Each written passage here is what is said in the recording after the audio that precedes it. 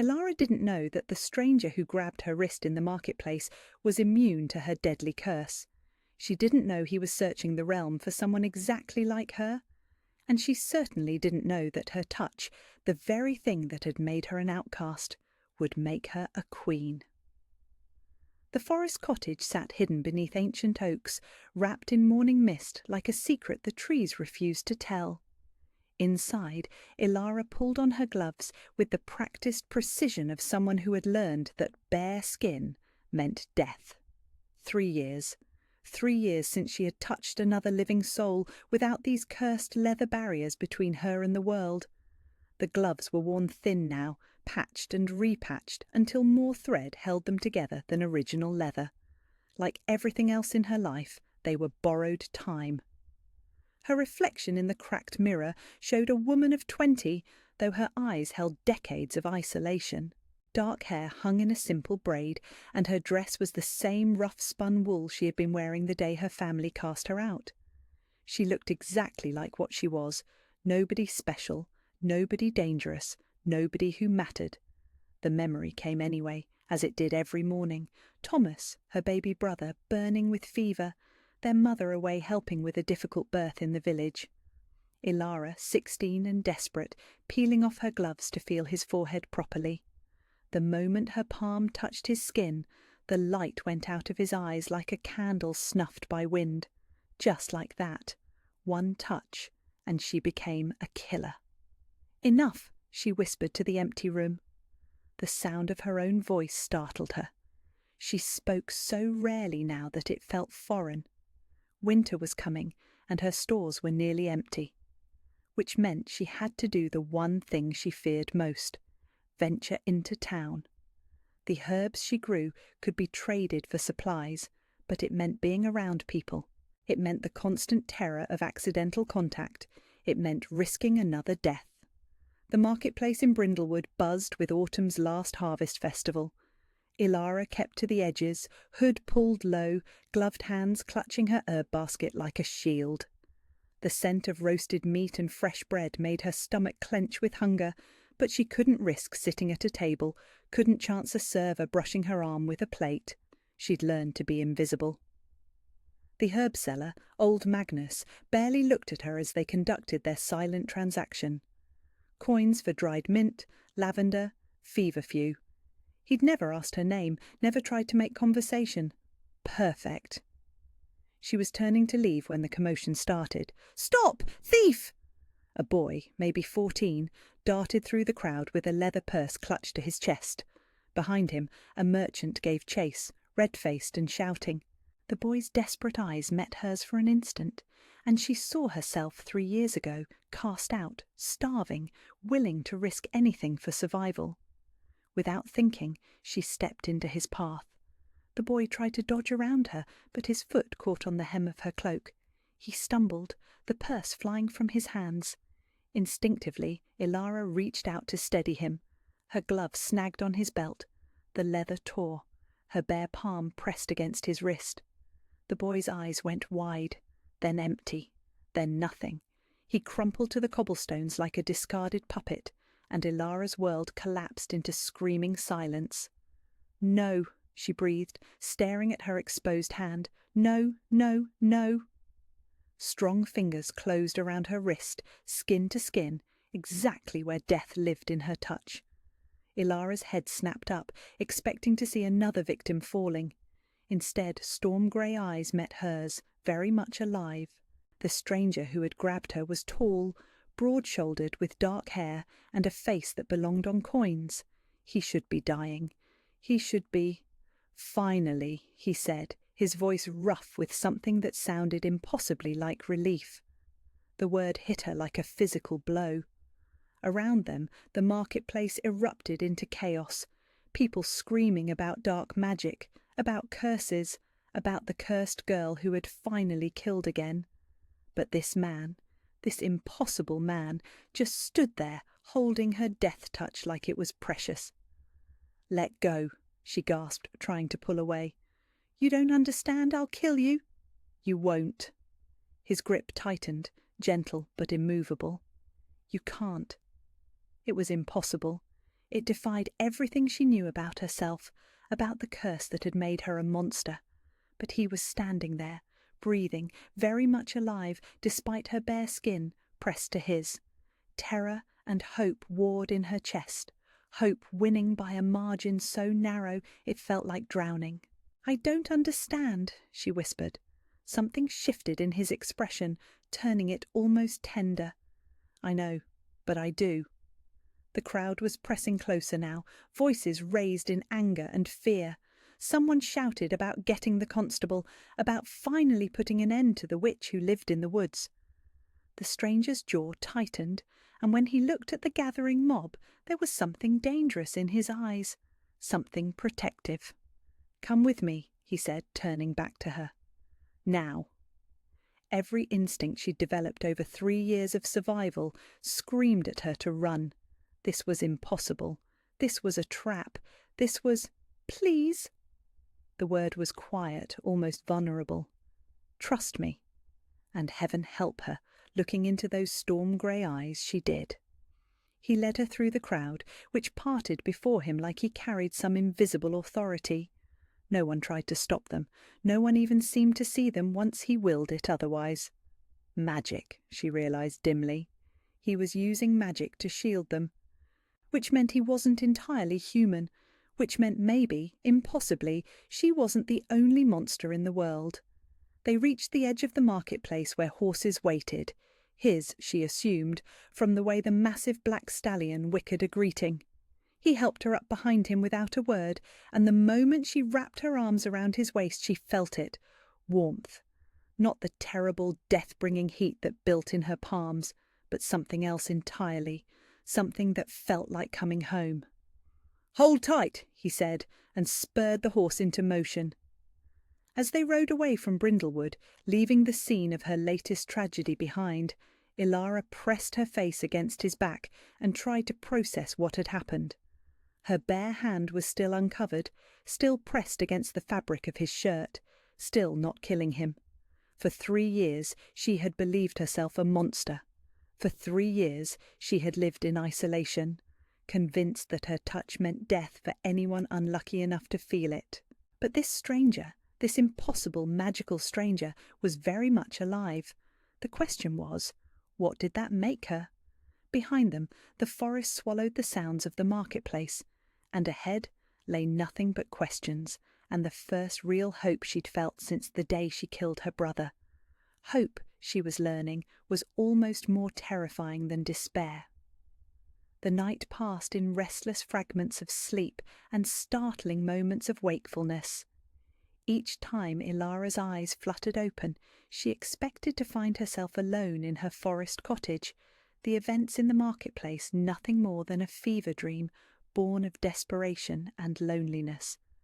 But morning light streaming through unfamiliar windows proved otherwise. She was in his cabin, the stranger's cabin, lying on a narrow cot while he had taken the floor near the hearth. Even in sleep he kept distance between them, as if he understood her need for space, despite his impossible immunity to her touch. Ilara studied him in the grey dawn light.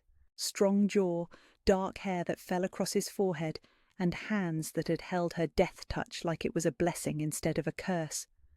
Everything about him spoke of barely contained power, from the breadth of his shoulders to the confident way he breathed, even unconscious. Who was he? And why wasn't he dead? As if sensing her scrutiny, his eyes opened, storm-grey just as she remembered. When he saw her awake, something eased in his expression. Relief, she realized, as if he'd been afraid she might disappear in the night. "You're real," she whispered. A smile tugged at the corner of his mouth. "So are you." He rose with fluid grace, moving to the small kitchen area. "Hungry?" The mundane question in the face of the impossible made her laugh, a rusty sound that surprised them both. When had she last laughed? "I don't remember." "Then we'll fix that first." She watched him work, this mysterious stranger who cooked breakfast like he belonged in this simple cabin instead of wherever powerful men like him usually lived. He moved with easy confidence, cracking eggs, slicing bread, brewing tea with herbs she recognized from her own garden. "You know about healing plants," she observed. "I know about a lot of things." He glanced at her over his shoulder, "including curses." The word hung between them like a blade. Ilara pulled her knees to her chest, suddenly feeling exposed despite being fully clothed. "Then you know what I am. I know what you think you are." He set a plate before her, eggs cooked perfect, bread still warm, tea that smelled of mint and hope. "I also know you're wrong." "I killed that boy. I killed my brother. I kill everything I—" "Ilara." Her name on his lips stopped her cold. She hadn't told him her name, but he said it like he'd been saying it for years, like it meant something precious. "How do you know my name?" He sat across from her, his own meal forgotten. "The same way I found you, the same way I've been searching for 2 years." His eyes met hers, direct and unwavering. "My name is Kieran Blackthorne. I'm the Alpha King of the Northern Realm." The words hit her like cold water. Alpha King, the most powerful shifter in 5 kingdoms, ruler of the vast northern territories, the man other kings bowed to. She'd heard stories, everyone had, of his strength, his justice, his terrible swift vengeance against those who threatened his people. And he was sitting in a rustic cabin, making her breakfast. "That's impossible," she breathed. "More impossible than a woman whose touch kills?" His smile was gentle, but there was something fierce underneath it. "More impossible than the same woman's touch having no effect on me whatsoever?" As if to prove his point, he reached across the table and covered her hand with his. Her bare hand. She'd lost her torn glove in yesterday's chaos. Skin to skin, warm and very much alive. "How?" The word came out broken. "Because you're not cursed, Ilara. You're blessed." His thumb traced across her knuckles, and she marvelled at the simple warmth of it. "There's an ancient prophecy, older than the kingdoms themselves. It speaks of a woman whose touch brings death to all but one, the one destined to be her mate." "Mate?" The word sent heat spiralling through her chest. "I don't understand." "Your touch doesn't kill randomly. It kills to protect. It only affects those who would bring harm to your destined partner." His voice dropped to something almost reverent. "You're not a monster, Ilara. You're a guardian." The plate in front of her blurred as tears she'd held back for 3 years finally fell. "But my brother. Tell me about that day, everything you remember." So she did, haltingly at first, then in a rush that left her breathless. The fever, her mother's absence, the way Thomas had been thrashing in delirium. Her desperate need to comfort him, to bring down his temperature with cool hands. "He was dying already," Kieran said gently when she finished. "The fever was too high, too far advanced. Your touch didn't kill him, Ilara. It freed him from suffering." "You don't know that." "I do." He squeezed her hand. "Because I've been dreaming of you for 2 years. Fragments mostly. But I saw that night. I saw his fever, saw how he welcomed your touch at the end. How peaceful he became." Dreams. He'd been dreaming of her. The impossibility of it made her dizzy. The boy in the marketplace yesterday, he would have killed someone if he'd lived, probably several someones, judging by the knife hidden in his boot and the poison under his fingernails. Kieran's expression darkened. Your power knew. It protected innocent people from what he would have become. That's... She struggled to process it. That's insane. Is it more insane than believing yourself an indiscriminate killer? She stared at their joined hands, her pale skin against his darker calloused palm. No death. No horrible draining of life, just warmth and connection, and the first peace she'd known in 3 years. "Why you?" she whispered. "Because I've been looking for you my entire life without knowing it." His free hand came up to cup her cheek, and she leaned into the touch like a flower turning towards sun. "The crown is heavy, Ilara. The responsibility, the isolation, it changes you, makes you hard. But every night for 2 years I've dreamed of hands that bring death to my enemies and healing to my wounds. I've dreamed of someone who would see past the crown to the man underneath. I'm nobody. I'm a girl who lives alone in the woods and grows herbs. You're everything. The words were fierce, certain. You're my mate, my queen, the other half of my soul. Queen. The words seemed to echo in the small cabin, too large and bright for this simple space. I can't be a queen. Look at me. I am looking. His eyes traced her face like he was memorizing it. I see strength that survived 3 years of isolation. I see gentleness that tried to heal even when it meant risking everything. I see a woman who stepped in front of a thief to protect others, even believing herself dangerous. I killed him. You protected the merchant he would have murdered next week.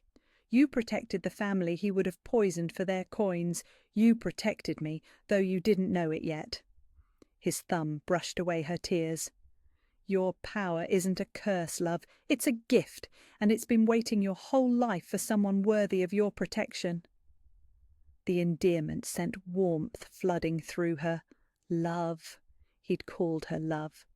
This is all too much, she said, but she didn't pull away from his touch. I know, and I'm not asking you to accept it all at once.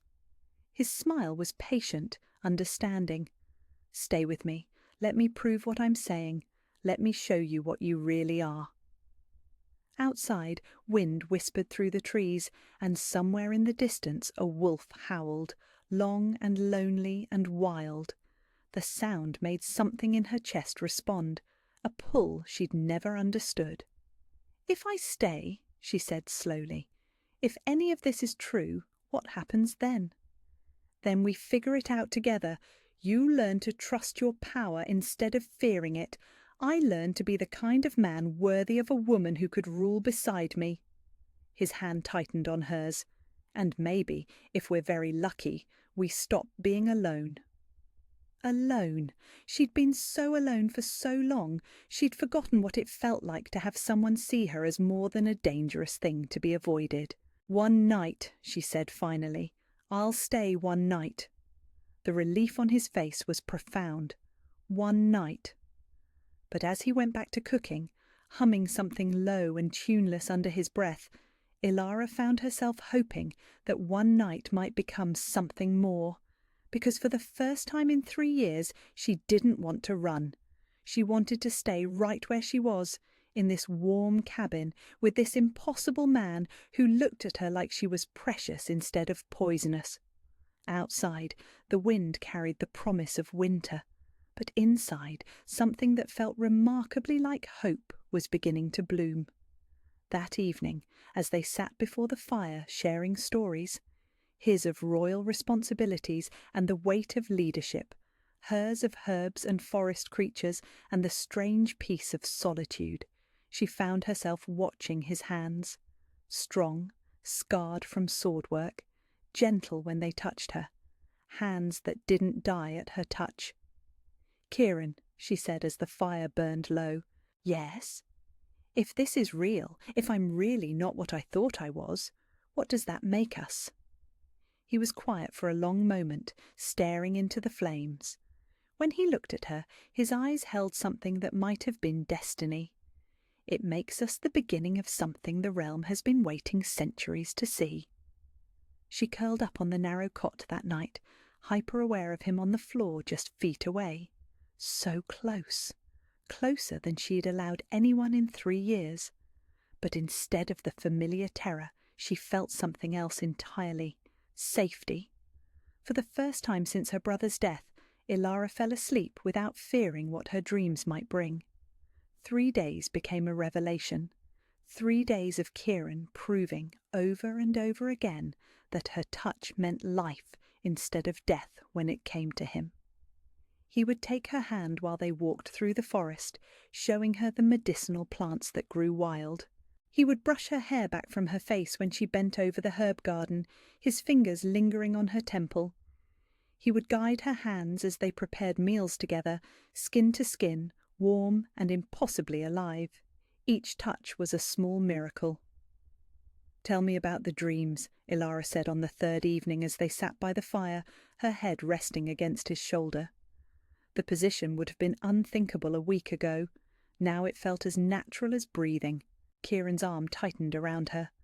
They started 2 years ago, fragments mostly, a woman with dark hair running through a forest, hands that glowed with power, a voice calling for help, though I could never make out the words. His voice dropped to something almost reverent. And always, always the feeling that something vital was missing from my life. "You never saw my face?"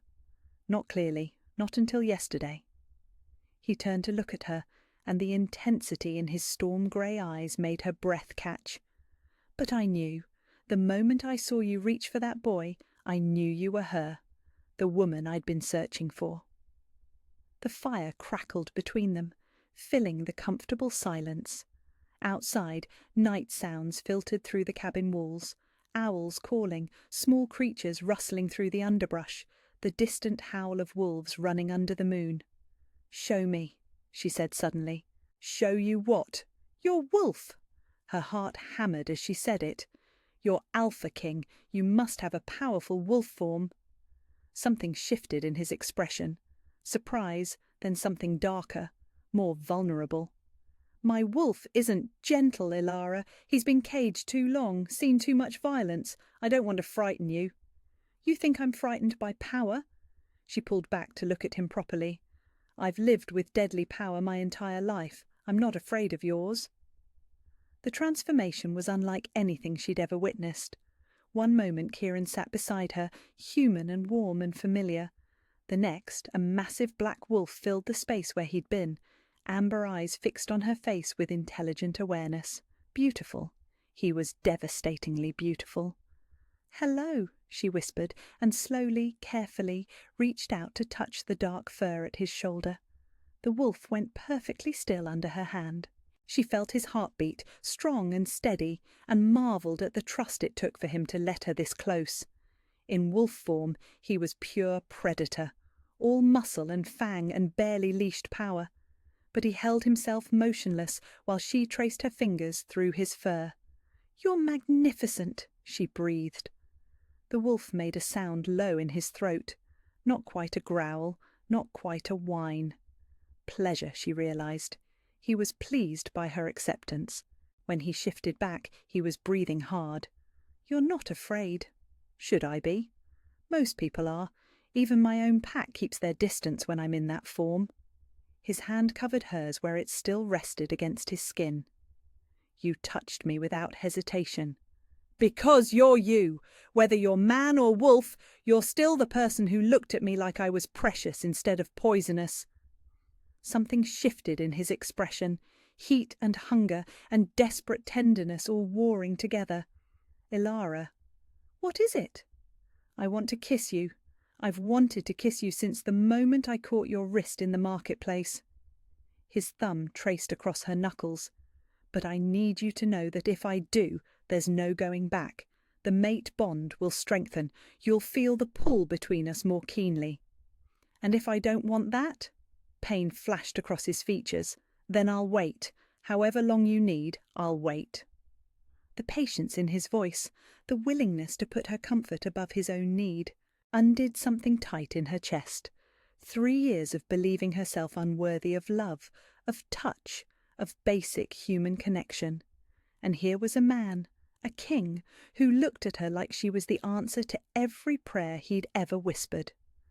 "I spent 3 years believing I was a monster," she said softly. "I forgot what it felt like to be seen as a woman." "You're not a monster."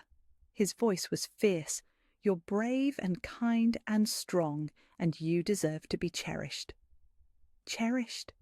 When had anyone ever cherished her? "Kiss me," she whispered. He moved slowly, giving her time to change her mind, to pull away. But she didn't want to pull away. She wanted this, wanted him, with an intensity that should have frightened her. When his lips touched hers, the world caught fire. It wasn't gentle. It was desperate and hungry, and 3 years of isolation melting away under the heat of connection. She kissed him back with everything she had, pouring all her loneliness and fear and newfound hope into the joining of their mouths. When they broke apart, both breathing hard, she felt it, the golden thread he'd spoken of, stretching between them like a lifeline. "I can feel it," she gasped. "The bond. Do you regret it?" She touched her lips, still tingling from his kiss. "No, I don't regret it." Relief flooded his features. "Good, because I don't think I could have survived if you'd pulled away." They talked long into the night after that, sharing stories and dreams and the kind of intimate conversation that came naturally to people finding their way toward love. She told him about her childhood before the curse, about the herbs her grandmother had taught her to grow, about the strange peace she'd found in solitude even as it slowly killed her spirit. He told her about the crown, about the weight of ruling and making decisions that affected thousands of lives, about the loneliness of leadership and the way people saw his position instead of the man beneath it.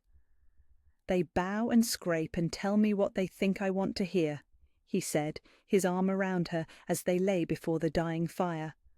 "But they never see me, just the crown." "I don't see a crown," she murmured against his shoulder. "I see a man who spent 2 years searching for someone he'd only seen in dreams. A man patient enough to let a frightened woman set the pace. A man who looks at broken things and sees ways to heal them. You're not broken." "Maybe not, but I was." She pressed a kiss to his throat, marvelling at the way his pulse jumped under her lips. "You helped me remember what it felt like to be whole." The next morning brought thunder on the horizon, not weather but hoofbeats, many of them moving fast. Kieran was on his feet instantly, every line of his body tense with alert readiness. "Royal Guard," he said grimly, "they've found me." Through the window, Ilara could see riders in the black and silver of the northern realm approaching through the trees, a dozen men armed and moving with military precision. "You have to go back," she said, though the words felt like glass in her throat. "I don't want to leave you." "I'll be here when you return." She touched his face, memorizing the strong line of his jaw. "Handle whatever crisis called them here, then come back to me." The lead rider dismounted outside, a grizzled man with captain's insignia and the kind of bearing that spoke of decades in service. Kieran stepped outside to meet him, and Ilara watched through the window as they spoke in low, urgent tones. When Kieran returned, his expression was grim. "There's a problem. The neighbouring kingdom's princess, Lyralee of the Eastern Reaches, has announced our betrothal to her court. Her father is demanding I honour the marriage contract my predecessor signed." Ice flooded Ilara's veins. "Marriage contract?" "A political alliance I never agreed to. I've been avoiding the issue for months, hoping they'd lose interest." His hands clenched into fists. "I should have dealt with it sooner." "Go," she said, though it felt like tearing out her own heart. "Handle it. Break the contract properly." "Ilara?" "You're a king. You have responsibilities." She forced a smile. "Besides, what's a princess compared to a woman who can kill with a touch? She should be more worried than I am." He cupped her face in his hands, thumbs brushing across her cheekbones. "I've found my mate. The wedding is off. There will be no marriage to anyone but you." "You can't give up a kingdom for someone like me." "I'm not giving up anything." His voice was fierce, certain. "I'm choosing everything that matters. You are my queen, Ilara. Crown or no crown, kingdom or no kingdom, you are mine, and I am yours." He kissed her then, hard and possessive and full of promises. When he pulled back, his eyes burned with intensity. "I'll be back within a fortnight. 2 weeks to dissolve a contract and send a princess home disappointed." His smile was sharp-edged. "Think you can wait that long?" "I've waited 3 years for a reason to hope. I think I can manage 2 weeks." He kissed her hands then, reverently, like she was something sacred. "These hands were made for crowns, love, not dirt and isolation." "They were made for you," she corrected softly. "Everything else is just details." She watched him ride away with his guard, Black Horse carrying him toward a duty that felt like a threat to everything they built. But as the hoofbeats faded into distance, she found herself smiling. 2 weeks. She could survive 2 weeks. What she didn't know was that others had been watching the cabin. Others who had plans of their own for the woman whose touch brought death. Others who understood exactly how dangerous she could be to their carefully laid schemes. The golden thread of the mate bond stretched between her and Kieran as he rode toward his kingdom, invisible but unbreakable. Whatever came next, they were connected now. For better or worse, they belonged to each other, and Ilara was discovering that belonging to someone was worth any risk. The days that followed Kieran's departure were a strange rhythm of hope and growing confidence. For the first time in 3 years, Ilara woke each morning without the crushing weight of self-hatred pressing down on her chest. She tended the herb garden with bare hands, marvelling at the way the plants seemed to thrive under her touch. Without gloves, without fear, she could feel their life force, vibrant and eager beneath her palms. She was learning to see her power as something beautiful instead of monstrous. On the 7th day, as she knelt among the feverfew and lavender, practicing the deliberate cultivation of her gift, she heard them coming long before they reached the clearing. Hoofbeats, many of them, moving with military precision through the forest. But these weren't Kieran's men. These riders wore different colours, and something in the way they approached made every instinct she'd developed over 3 years of survival scream danger. Ilara rose slowly, dirt still clinging to her bare hands, and watched as 24 armed men emerged from the tree line. At their head rode a man she didn't recognise, silver-haired, sharp-featured, with the kind of cold intelligence that spoke of noble birth and ruthless ambition. Behind him, her heart stopped, rode 3 figures that made her blood turn to ice. Her father, her mother, her surviving brother, Marcus. The family that had cast her out was here, in the place where she'd finally found peace. "Ilara Thornfield," the silver-haired man called, his voice carrying the authority of someone accustomed to being obeyed. "By order of King Aldrich of the Eastern Reaches, you are under arrest for the practice of dark magic and the enchantment of His Majesty, King Kieran Blackthorn." Dark magic, enchantment. The words hit her like physical blows. "I don't know what you're talking about," she said, proud when her voice came out steady despite the terror clawing at her throat. The man dismounted, revealing the rich fabrics and ceremonial armour of high nobility. "I am Lord Commander Voss, advisor to Princess Lyralee and regent to her father. You stand accused of using forbidden sorcery to bewitch our ally, the Alpha King, and interfere with a sacred marriage contract." "There is no bewitchment." Ilara lifted her chin, drawing on reserves of courage she hadn't known she possessed. "And there is no sacred contract. Kieran chose—" "The king is under a curse," her mother interrupted, climbing down from her horse with the help of a guard. Margaret Thornfield looked older, more worn than Ilara remembered, but her eyes held the same cold condemnation they'd carried the day she'd cast her daughter out. "We've come to set the record straight about what our daughter really is." "What am I, Mother?" The words came out sharp, bitter. "Tell them what you think I am. Evil." The word fell like a stone into still water. A bringer of death, a killer who took her own brother's life in cold blood. The accusations hung in the air between them, and Ilara felt something inside her chest crack open. 3 years of healing, 7 days of learning to see herself as worthy of love, and her mother could still reduce her to the frightened, guilt-ridden girl who had fled into the forest. "Thomas was dying of fever," she said quietly. "I tried to comfort him." "You killed him?"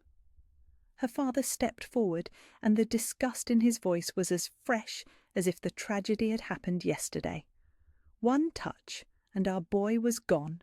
We should have drowned you in the river the moment your curse manifested." "Enough." Lord Commander Voss raised a hand, cutting off the family recriminations. "We have testimony from 3 witnesses that this woman possesses deadly magic. We have evidence of her recent murders.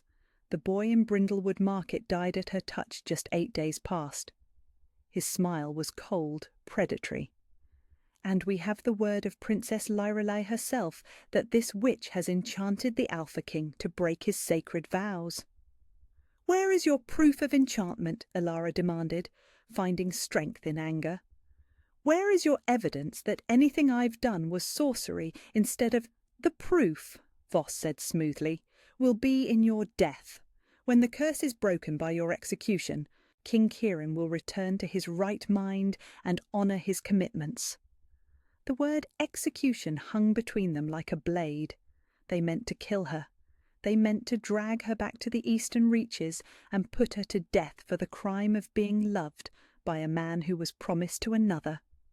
"He won't let you," she said, though fear made her voice smaller than she wanted. "Kieran won't let you hurt me. The Alpha King is 2 days' ride away, dealing with pressing matters of state."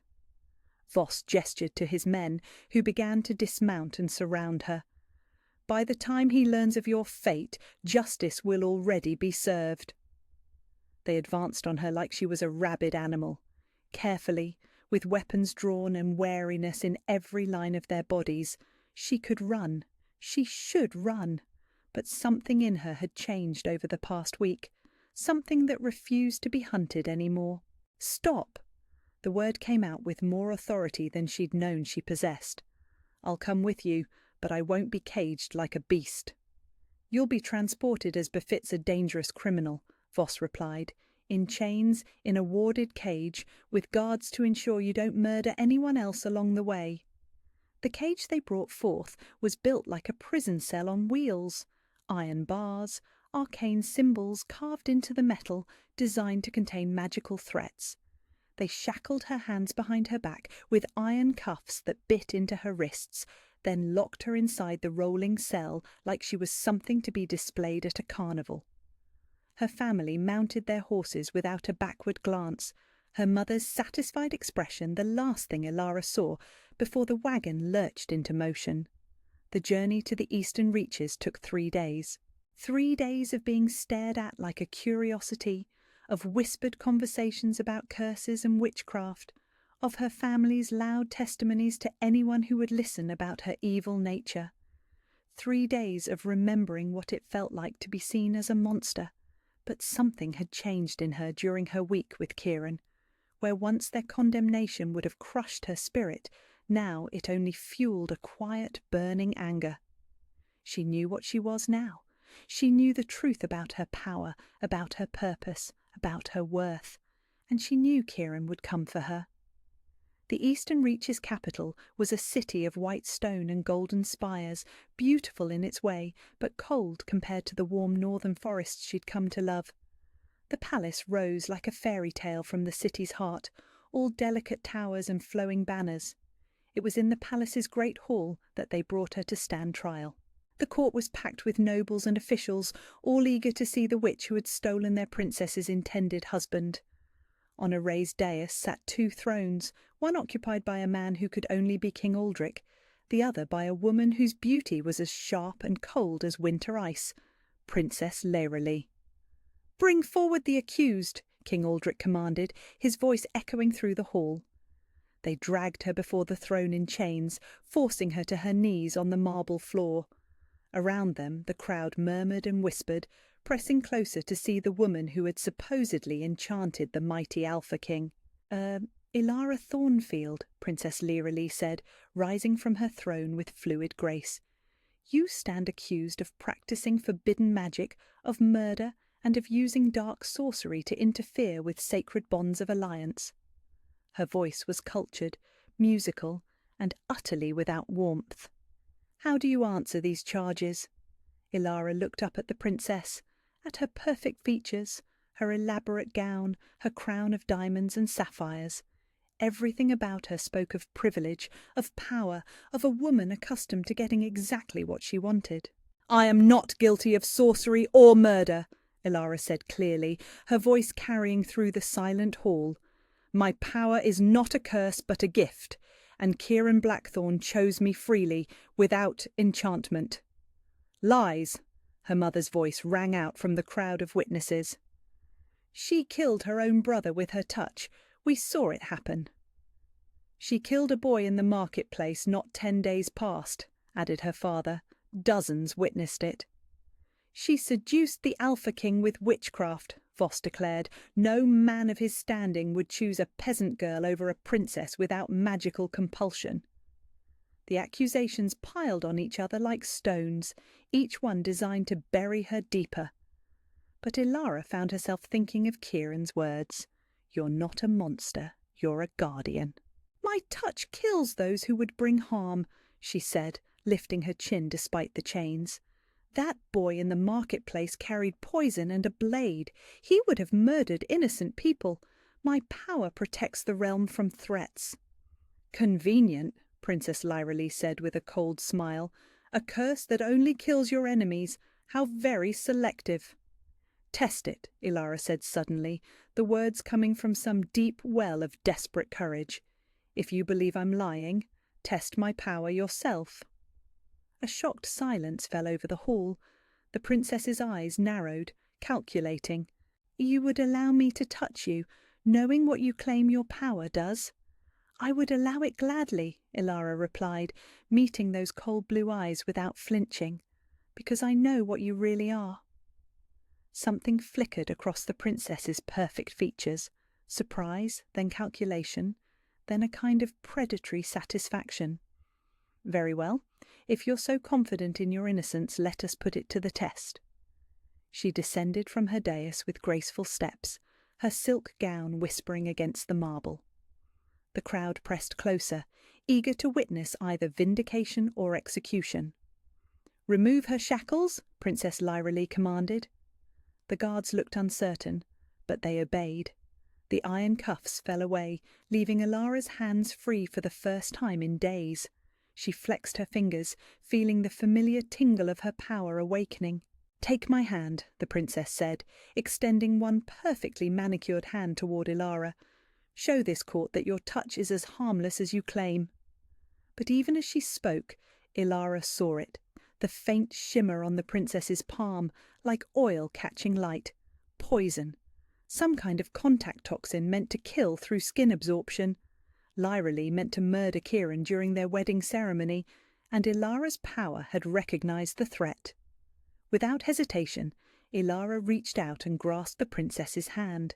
The effect was instantaneous. Princess Lyralee's eyes went wide, then empty. Her perfect features slackened, and she crumpled to the marble floor like a discarded doll. Dead. The hall erupted into chaos, screaming, shouting, guards rushing forward with weapons drawn. But through it all, Ilara stood perfectly still, staring down at the woman who had tried to trick her into proving her own guilt. "Monster!" someone screamed. "She murdered the princess!" "Seize her!" King Aldrich roared. "Execute her immediately!" But as the guards closed in, a new voice cut through the chaos like a blade. "Touch her, and you all die." Kieran stood in the great hall's doorway, his face a mask of cold fury. Behind him came his own guards, weapons drawn, ready for war. He had come for her, just as she'd known he would. The Alpha King strode through the chaos like death itself, his eyes fixed on Ilara with an intensity that made the air crackle. When he reached her, he pulled her against his chest, shielding her from the crowd's rage. "You're safe," he murmured against her hair. "I'm here. You're safe." And for the first time since they dragged her from her garden, Ilara believed it might be true. The dungeon beneath the eastern reaches palace was cold stone and iron bars, a place designed to break spirits along with bodies. They had dragged her here after Princess Lyralee's death, thrown her into a cell like she was something diseased, and left her to await execution at dawn. But Ilara no longer felt like the frightened girl who had fled into the forest 3 years ago. Even in chains, even facing death, she knew what she was now. Not a monster, a guardian. The princess had carried poison on her hands, poison meant for Kieran during their wedding ceremony. Ilara's power had simply done what it was designed to do, protect her mate from those who would harm him. Above her, she could hear the sounds of argument echoing through the palace corridors. Kieran's voice, raised in fury. King Aldric's responses equally heated. The entire court in chaos as they tried to make sense of what had happened. When footsteps echoed down the dungeon stairs hours later, she expected guards come to drag her to the headsman's block. Instead, torchlight revealed Kieran himself, flanked by two of his men and carrying a leather satchel that looked suspiciously like it contained documents. "Open it," he commanded the dungeon keeper, his voice carrying the absolute authority of a king accustomed to being obeyed. The cell door swung open, and Kieran stepped inside. When he saw her chained to the wall, something dangerous flickered across his features. "Who ordered this?" His voice was deadly quiet. "King Aldric, Your Majesty. Said she was too dangerous to leave unchained." "Remove them, now." The dungeon keeper fumbled with the keys, and within moments the shackles fell away from her wrists.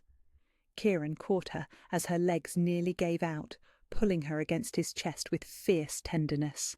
"I'm sorry," he murmured against her hair. "I'm so sorry I wasn't here sooner." "You came," she whispered, breathing in his familiar scent, leather and pine, and the indefinable something that was purely him. "I knew you would come. Nothing in this realm or any other could keep me from you."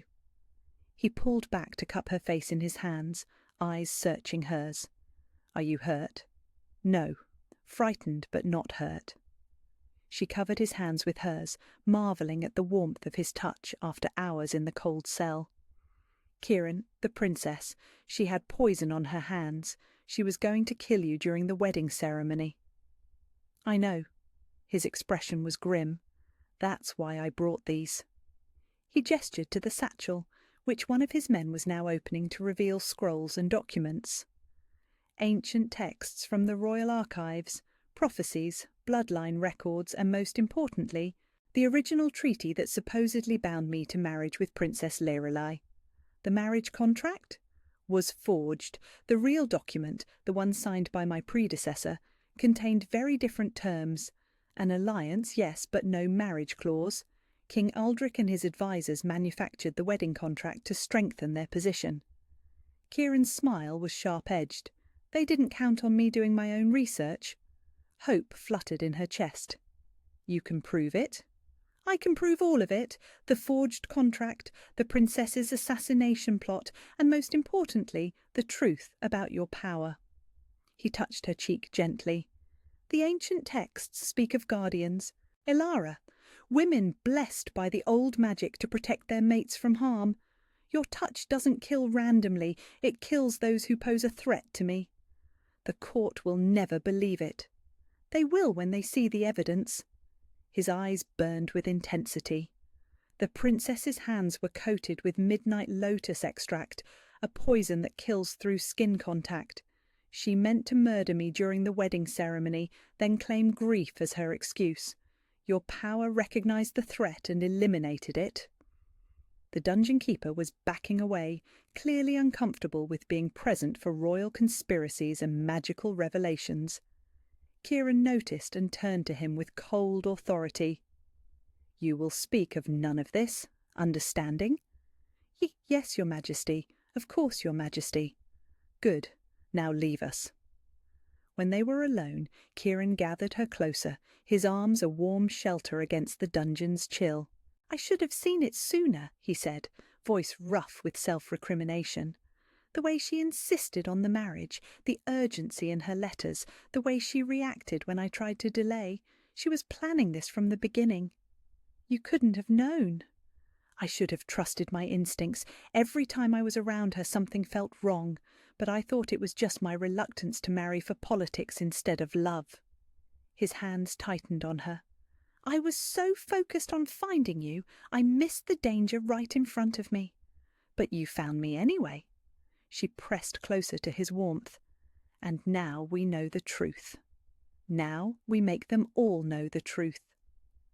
The great hall had been hastily reassembled for what King Aldric was calling a hearing of evidence.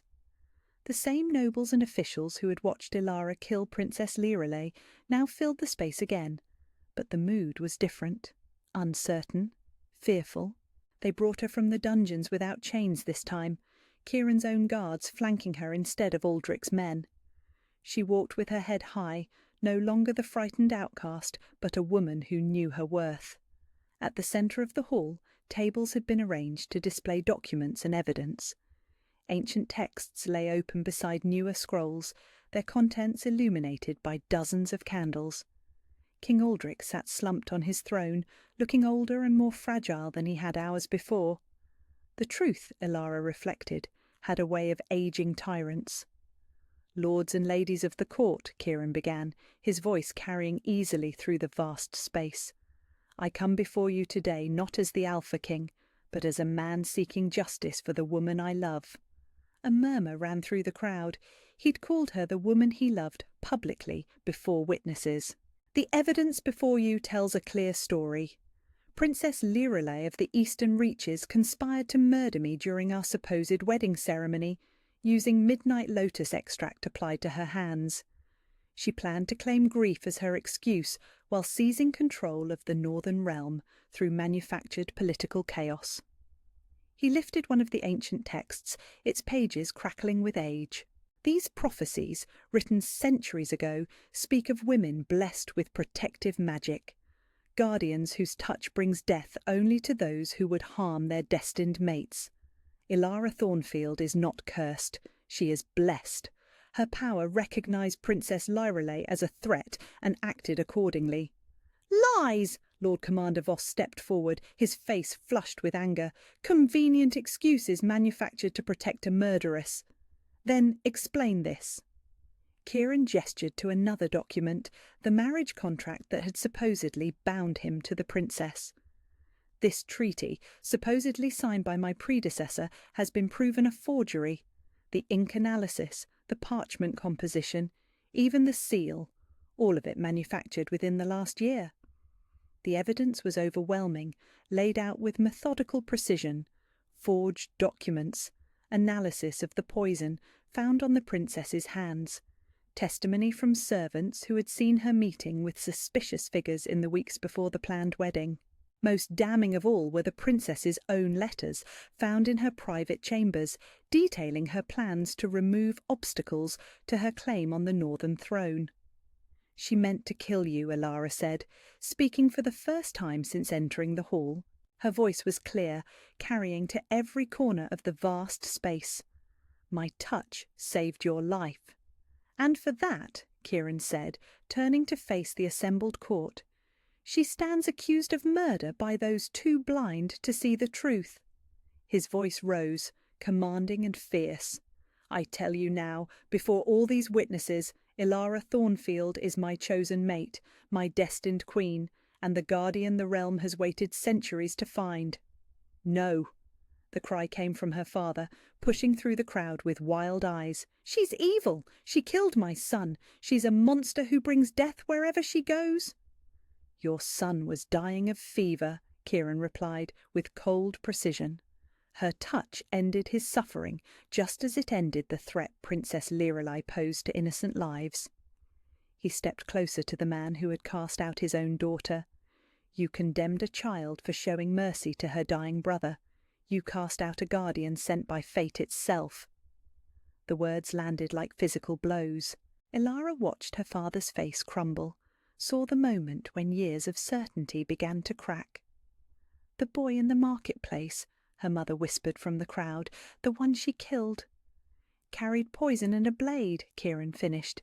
"He was planning to murder the merchant's family for their coin. Her power saved innocent lives." His gaze swept the assembled nobles, daring any of them to contradict him. Every death attributed to her touch was the elimination of a threat to those under her protection. King Aldrich finally spoke, his voice aged and weary. "The evidence is overwhelming, but the princess is still dead. Justice must—" "Justice," Kieran interrupted, "has already been served. A would-be assassin met the fate she planned for others." He moved to stand beside Ilara, taking her hand in full view of the court. "And now I claim my mate before all witnesses." The formal words sent a shiver through the assembled crowd. In shifter culture, A public claiming before witnesses was as binding as any marriage ceremony. "She is my queen," he continued, his voice ringing with absolute conviction. "My equal, my partner, the other half of my soul. And any who seek to harm her will answer to me personally." The threat was unmistakable. Challenge Ilara and face the wrath of the most powerful alpha in 5 kingdoms. "Furthermore," Kieran said, his voice taking on the formal cadence of royal proclamation, "let it be known throughout the realm that Lady Ilara Thornfield is under my personal protection. She is to be shown the respect due a queen, and her gifts are to be honoured as the blessing they are." Lord Commander Voss looked like he wanted to argue, but King Aldrich raised a weary hand. "The evidence speaks for itself," the old king said. "The charges against Lady Ilara are dismissed. The alliance between our kingdoms will be renegotiated." Relief flooded through Ilara so powerfully it nearly brought her to her knees. It was over. The conspiracy exposed, the truth revealed, her name cleared. But more than that, Kieran had claimed her publicly, before witnesses, with words that bound them together more surely than any ceremony. "Come," he murmured, his arms sliding around her waist. "Let's go home." As they walked from the great hall together, past the nobles who now bowed instead of condemning, past her family who could no longer meet her eyes, Ilara felt the final pieces of her broken heart clicking back into place. She was not a monster. She was not cursed. She was exactly what she was meant to be: a guardian, a queen, a woman loved beyond measure by a king who had searched the realm to find her. Outside the palace, Kieran's horses waited in the courtyard. As he helped her into the saddle, his hands lingered on her waist. "Any regrets?" he asked softly.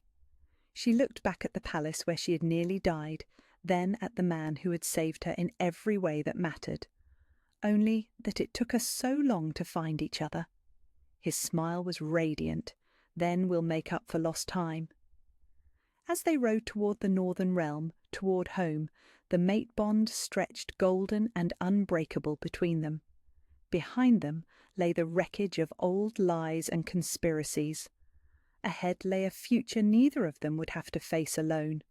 For the first time in her life, Ilara was exactly where she belonged. 6 months later, Queen Ilara Blackthorn stood on the balcony of the northern palace, watching the sun rise over her realm, and marvelled at how completely her life had transformed.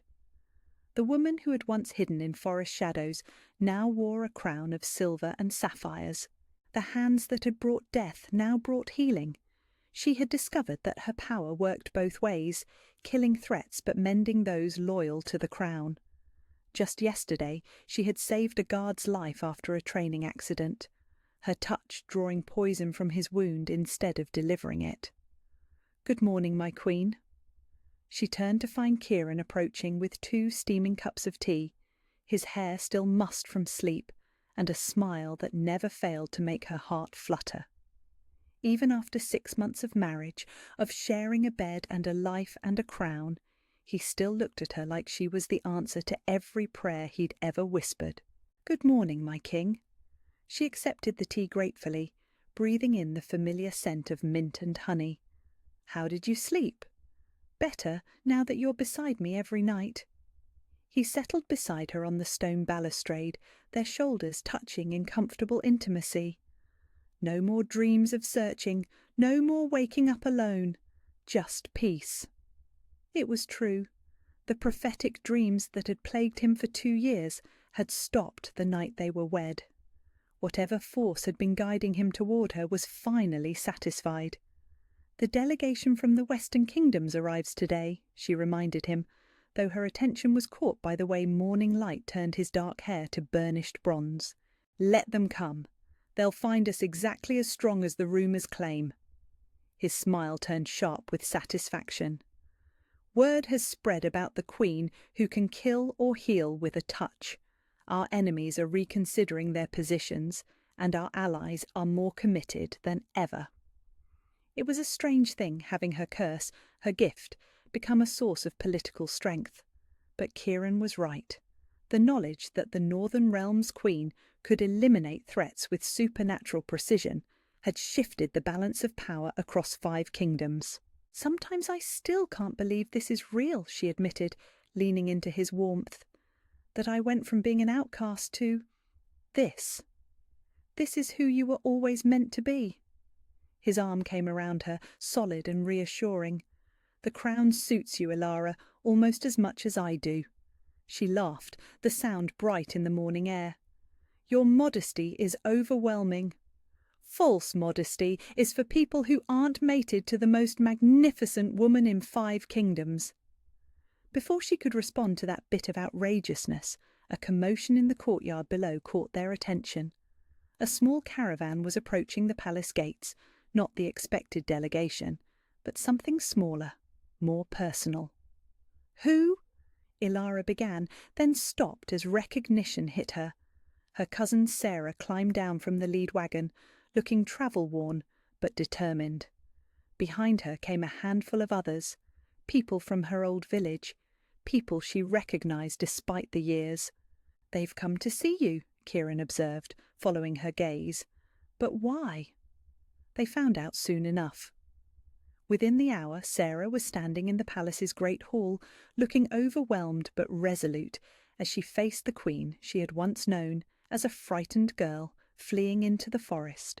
"Your Majesty," Sarah said, attempting a curtsy that nearly sent her tumbling. "We've come because we were wrong, all of us." Ilara rose from her throne, still strange having a throne, and stepped down to meet her cousin on equal ground. "Sarah, it's good to see you." "Is it?" Sarah's eyes filled with tears. "After what we let happen to you? After we believed the lies and let them cast you out like you were nothing? You were frightened. People do terrible things when they're frightened. That's no excuse." Sarah straightened her shoulders. "We know the truth now, about what you really are, about how your power works. The stories have reached every village, every town. You're not cursed, you're blessed, and we let them drive away a guardian." The words hit deeper than Ilara had expected. These people, her people in a way, had travelled for weeks to offer an apology she hadn't known she needed. "There's more," Sarah continued. "We've brought someone with us, someone who always believed." She gestured toward the back of the group, and an elderly woman stepped forward, bent with age but with eyes sharp as winter frost. "Grandmother Meredith," Ilara breathed. "Child." The old woman's voice was exactly as she remembered, warm honey over steel. "Look at you, just look at you." Before protocol or propriety could interfere, Ilara was crossing the hall and pulling her grandmother into a fierce embrace. Meredith had been the only one in those terrible days after Thomas died who had suggested that perhaps Ilara's power was something other than evil. "I knew," Meredith whispered against her hair. "I knew you were special, not cursed. I should have fought harder to make them see." "You tried. That's more than most did." They talked for hours after that. Ilara and her cousin and grandmother sharing tea in the palace gardens while Kieran conducted royal business and gave them space to heal old wounds. Sarah told her about the village, about how her parents had grown old and bitter, about how the truth of Ilara's real nature had shattered their certainty. "They know they were wrong," Sarah said quietly, "but they're too proud to admit it, too ashamed to face you. Maybe that's for the best." Ilara fingered her wedding ring, a band of northern silver engraved with protective runes. "Some wounds are meant to scar over, not reopen. But you forgive us? The rest of us who stood by and let it happen?" Ilara considered the question seriously. 6 months ago, the answer might have been different, but love had changed her, had given her the security to let go of old hurts. "I forgive you, all of you." Later that evening, after her cousin's party had been settled in guest quarters and the normal rhythms of palace life had resumed, Ilara found herself in the royal cemetery. It was a peaceful place, filled with ancient trees and stone monuments to kings and queens long dead. But she wasn't there for the royal graves. In a quiet corner, marked with a simple headstone, lay the remains of her brother Thomas. Kieran had had his body moved here after their marriage, giving him a place of honour in the royal grounds. "I brought you home," she said softly, kneeling beside the grave with a bouquet of feverfew, Thomas's favourite flower. "I brought you home, and I finally understand what really happened that night." The guilt she'd carried for 3 years felt lighter now, transformed by knowledge and acceptance. Thomas had been dying anyway. Her touch had given him peace, not pain. "I'm a queen now, can you believe that? Your sister, who used to get lost in our own village, is married to the Alpha King." She traced his name on the headstone with gentle fingers. "I think you would have liked him. He's patient and kind, and he sees good in broken things. Talking to someone I should meet?" She turned to find Kieran approaching through the evening shadows, his presence bringing immediate warmth. "My brother, I was telling him about us." She rose, brushing dirt from her skirts. "Do you think that's foolish?" "I think it's exactly what someone who loves deeply would do." He pulled her close, pressing a kiss to the top of her head. "Tell me about him." So she did. As they walked back toward the palace, she shared stories of Thomas, his laugh, his terrible jokes, the way he used to follow her through the herb garden, asking endless questions about plants. By the time they reached their chambers, she felt lighter than she had in years. That night, as they lay tangled together in their massive bed, Kieran traced lazy patterns on her bare shoulder. "I have something to tell you," he said, his voice holding a note she couldn't quite identify. "Oh?" "The delegation from the Western Kingdoms, they're not just here for trade negotiations. They've brought someone who needs our help. A young woman with a gift similar to yours." Ilara raised her head to look at him properly. "Similar how?" "Her emotions affect the weather. When she's angry, storms come. When she's sad, it rains for days. Her family thinks she's cursed." His smile was gentle. "I thought perhaps you could help her understand what she really is." The idea sent warmth spreading through her chest. Another frightened girl who believed herself a monster, who needed someone to show her the truth about her power. "Of course, when do they arrive?" "Tomorrow." "And Ilara?" He cupped her face in his hands, eyes serious. "This is just the beginning. There are others out there, people with gifts they don't understand, who've been cast out or condemned for things they can't control. I want to help them, all of them." "A sanctuary," she breathed, understanding immediately. "A sanctuary. A place where those with unusual gifts can come to learn control, to find acceptance, to discover their true purpose." His thumb traced across her cheekbone. "What do you think, my queen? Ready to change the world?" Looking into his eyes, seeing the vision he was painting of a future where people like her wouldn't have to suffer alone, Ilara felt something settle into place in her chest. This was why fate had brought them together, not just for love, though that was precious beyond measure, but for purpose. "Yes," she said, sealing the promise with a kiss. "Let's change the world." The next morning brought the delegation, and with them a girl of perhaps 17, who flinched every time thunder rumbled overhead. Her name was Lissa, and she looked exactly like Ilara had 3 years ago, frightened, ashamed, convinced she was a monster. "I'm sorry," Lissa whispered when rain began pattering against the windows moments after her arrival. "I can't control it. When I'm nervous, it just happens." "Don't apologize." Ilara reached out slowly, carefully, and took the girl's hand. "You're not broken, you're not cursed, and you're definitely not alone anymore." As she spoke those words she wished someone had said to her years ago, Ilara felt the last pieces of her old life finally fall away. She was no longer the frightened girl who had fled into the forest.